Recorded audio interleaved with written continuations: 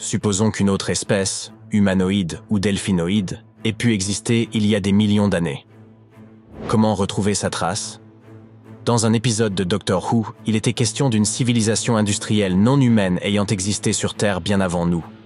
Ces reptiles, appelés siluriens, furent contraints de s'enfoncer dans les profondeurs de la Terre à la suite d'une hausse catastrophique des températures. Ils y survécurent pendant des siècles. C'est ce qui a incité les scientifiques à créer l'hypothèse silurienne. S'il existait une civilisation avancée avant la nôtre, nous devrions en trouver les traces quelque part. Eh bien, essayons. Le climatologue Gavin Schmidt et l'astrophysicien Adam Frank ont décidé de se pencher sur la question. Toute civilisation technologiquement avancée est avide d'énergie.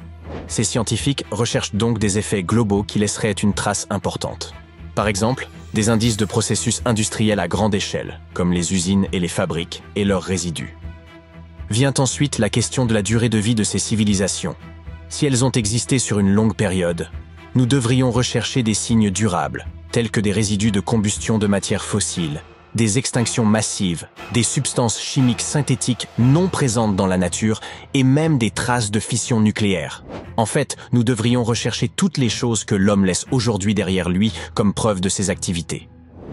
Malheureusement, ces preuves ne sont pas si faciles à trouver. Imaginons un scénario inquiétant. L'humanité disparaît soudainement. Même si nous avons l'impression que nous avons apporté beaucoup de changements à notre planète, une civilisation future, dans des millions d'années, aurait du mal à trouver des vestiges de notre existence. Pourquoi? Notre planète existe depuis 4 ou 5 milliards d'années. La vie complexe sur Terre existe depuis plus de 400 millions d'années. En comparaison, notre période industrielle n'a duré qu'environ 300 ans et nous n'avons toujours pas laissé de traces significatives. Nos archives sur l'histoire de la Terre sont pleines de lacunes, surtout si l'on remonte très loin en arrière. Le registre des fossiles ne contient que quelques éléments. Il est très sélectif et incomplet. En moyenne, un fossile apparaît tous les 10 000 ans, et les empreintes de dinosaures sont encore plus rares. Les montagnes s'élèvent, les océans changent, et la tectonique des plaques peut facilement effacer les traces de civilisations entières. Après quelques millions d'années, il y a de fortes chances que tout signe physique d'une civilisation ait disparu. Pour trouver au moins quelque chose, nous devons rechercher des éléments tels que des configurations sédimentaires anormales ou des taux isotopiques inhabituels.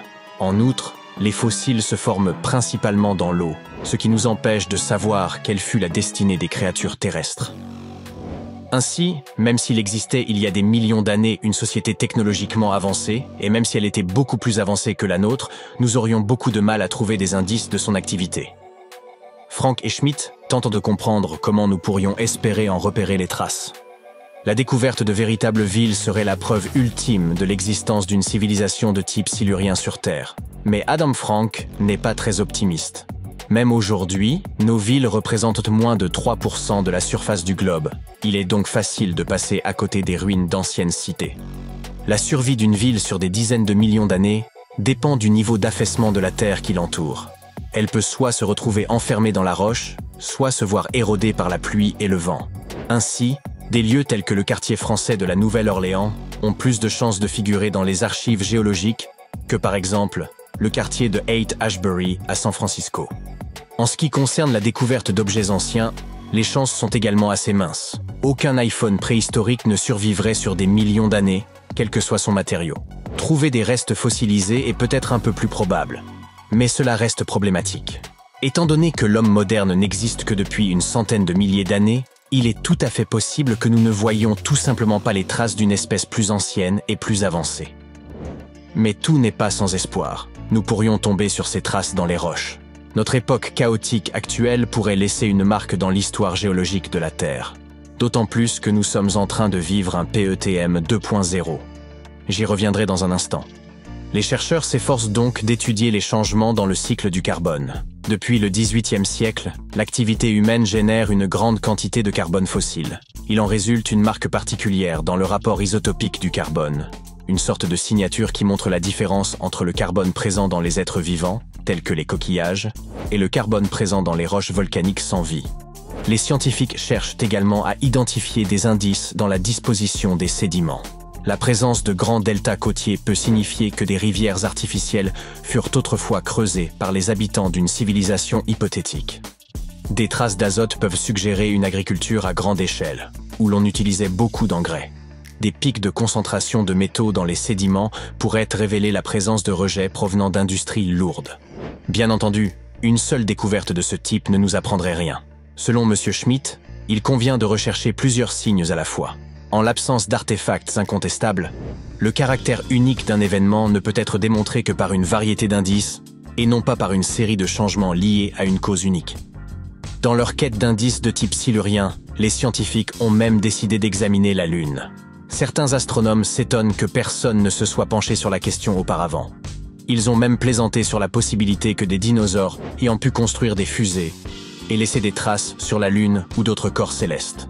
Ces astronomes pensent que les planètes semblables à la Terre ont tendance à effacer les traces de civilisation à leur surface. Ils explorent donc l'idée saugrenue que ces êtres hypothétiques y ont pu voyager dans l'espace. Dans ce cas, des vestiges de leur technologie, appelée technosignature, pourraient en se trouver non seulement sur notre Lune, mais aussi sur des astéroïdes, ou même enfouis sur Mars. Là, ils pourraient perdurer pendant des millions, voire des milliards d'années. Malheureusement, jusqu'à présent, bien qu'ils aient sondé les 380 millions d'années écoulées et examiné tous les événements anormaux, les chercheurs n'ont pas trouvé de traces évidentes d'une civilisation technologique. Mais ils n'abandonnent pas pour autant. Frank appelle à poursuivre les recherches. Par exemple, nous pourrions étudier comment les produits chimiques industriels modernes se conservent dans les sédiments océaniques. Cela pourrait nous aider à identifier des traces chimiques similaires dans l'histoire de la Terre. S'il n'y a pas de traces, pourquoi se donner tant de mal? Ces recherches sont basées sur les récents articles de Schmidt et Frank. Ils se sont penchés sur l'Anthropocène. Il s'agit de la période dominée par les activités humaines sur Terre. Elle est remplie de ce que l'on appelle des hyperthermies. Il s'agit d'événements préhistoriques au cours desquels les températures sur Terre ont fortement augmenté sur une période relativement courte. Des sortes de vagues de chaleur extrêmes du passé. Le maximum thermique du passage Paléocène-Éocène, ou PETM, en est un bon exemple. Ce phénomène, qui s'est produit il y a environ 55 millions d'années, s'est traduit par une hausse rapide des températures mondiales. En l'espace de 200 000 ans, la température moyenne sur Terre est passée d'environ -12,8 à -10 degrés Celsius. Nous étudions ces hyperthermies pour comprendre comment elles se sont produites, qu'elles soient dues à des causes naturelles ou à des activités humaines. Et elles sont donc à l'origine des recherches de Frank et Schmidt. Pour les étudier, les scientifiques ont commencé à examiner les signaux chimiques et leurs différentes traces présentes dans les roches. Ce faisant, Schmidt et Frank ont découvert d'étranges parallèles entre tous les problèmes climatiques actuels et les périodes passées de changements rapides de température. Il existe une grande similitude entre le PETM et d'autres événements hyperthermiques. Tous ces travaux ne visent donc pas seulement à résoudre un mystère historique. Comprendre notre impact sur l'environnement peut nous aider à trouver de meilleurs moyens de vivre en harmonie avec la planète et d'éviter de disparaître en tant qu'espèce. Notre Voie lactée regorge de planètes qui pourraient être propices à la vie, mais nous ne savons pas s'il existe d'autres civilisations. La Terre est le seul endroit que nous connaissons où vivent des êtres vivants. Il y a environ 200 ans, on se demandait s'il n'y avait pas une civilisation sur Mars. À l'époque, c'était une vraie question. Mais une fois que nos sondes spatiales nous ont envoyé des photos, nous avons constaté qu'il n'y avait aucune preuve de l'existence d'une civilisation extraterrestre, et nous sommes un peu passés à autre chose. Aujourd'hui, cette question n'est même plus considérée comme un sujet scientifique sérieux. Elle est même un peu ridicule. Mais personne n'a encore fixé de limite claire à ce qui aurait pu se produire sur notre propre planète il y a très longtemps. Même nous n'avons aucune preuve. Nous ne devrions pas écarter cette possibilité. N'oublions pas que l'humanité a mis du temps à identifier les dinosaures. Les Siluriens attendent peut-être patiemment leur heure.